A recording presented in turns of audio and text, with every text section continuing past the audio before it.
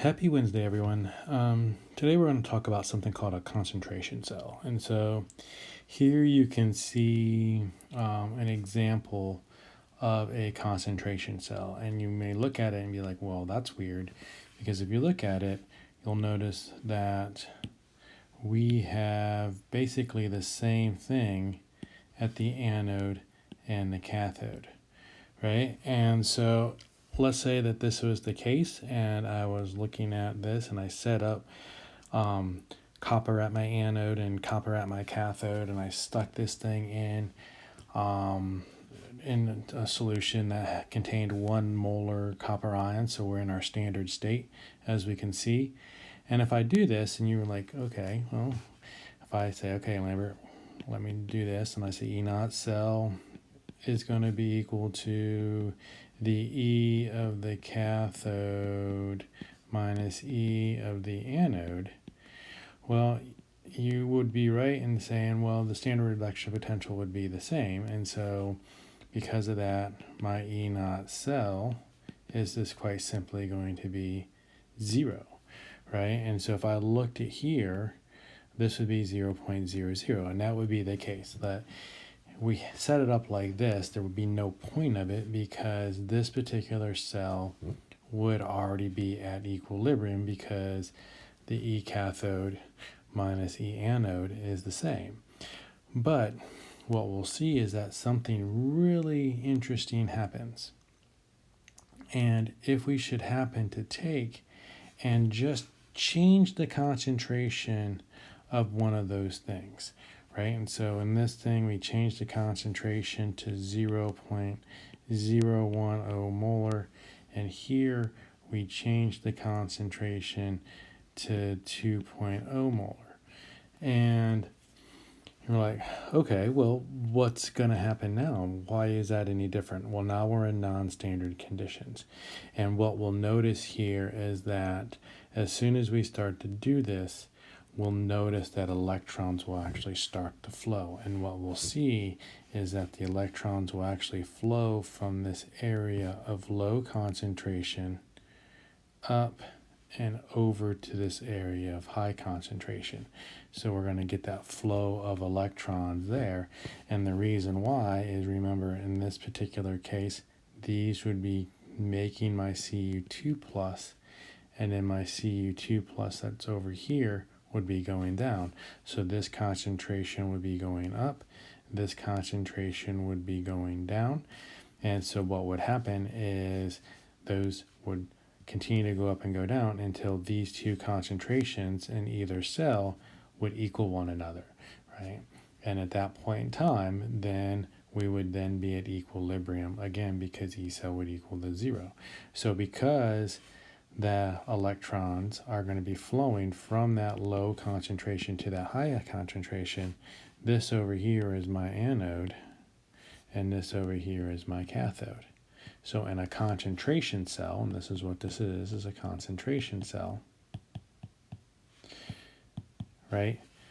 The more dilute solution is at my anode and the more concentrated solution is at my cathode because that's how the electrons have to flow. Now the question becomes, well, how do we figure out what the E cell is there? Well, fortunately, we already know how to do that because we know what the Nernst equation is, right? We know that it's going to be E cell equals E naught cell, right, minus RTNF natural log of Q. Now, Q is the hard part here because we look at this and we're like, well, how do we know what Q actually is? And so remember here at our anode, we have Cu going to Cu2 plus 2 electrons. And at my cathode, we have Cu2 plus those 2 electrons going to my Cu as a solid. Now, we can't really add these together because it would cancel everything out. But if you kind of look, in the dilute solution, the Cu2 plus is my product. And in my concentrated solution at my cathode, the Cu2 plus is my reactant. And so the easy way to remember when we have a concentration cell, if we want to know what Q is going to be basically the concentration of the dilute, because that's our product, divided by the concentration of the more concentrated cell, right? And so that's how we would set up Q in this case. So in here we would have, well, E cell. Well, we know E naught cell from the one that we did before is 0 because, again, in standard conditions, no electrons will be flowing. And so that's going to be minus RT. And I should put numbers in there. So how about that? Let's say 8.314 times, and we don't have a temperature, we're going to assume 298 divided by, now we know that there are 2 electrons that are flowing. So 2 times my 96,500 natural log of Q, and now my Q is, again, the dilute is 0.010. The concentrated is 2.0. Don't have to raise them to anything because there's no values out in front.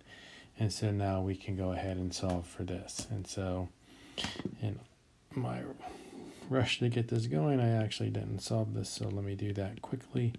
And so we're going to get here, right, this 8.314 times 298, divide that by 2 times 96500, right? And so we get 0 minus 193.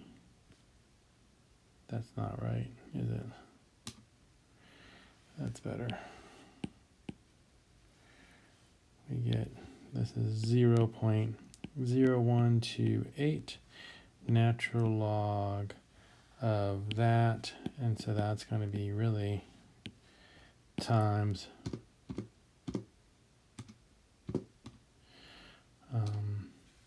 times a negative 5.298. And so what we'll see is that E cell is going to be equal to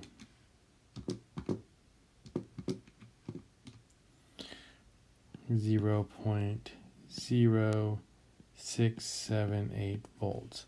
So not a big voltage in this case. Some of them can get pretty big, especially as the concentration difference is greater, right? The greater the concentration difference, the more voltage you'll be able to produce there.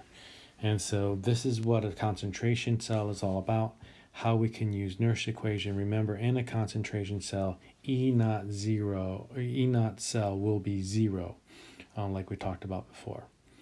And then when we find Q, we know that we're looking at, it's always going to be dilute on the top, concentration on the bottom, the concentrated on the bottom, because the dilute solution will be at our anode. All right, guys, hopefully that made sense. Let me know if you have any questions. And I hope you have a great Wednesday. Peace, love, happiness. Thanks for playing.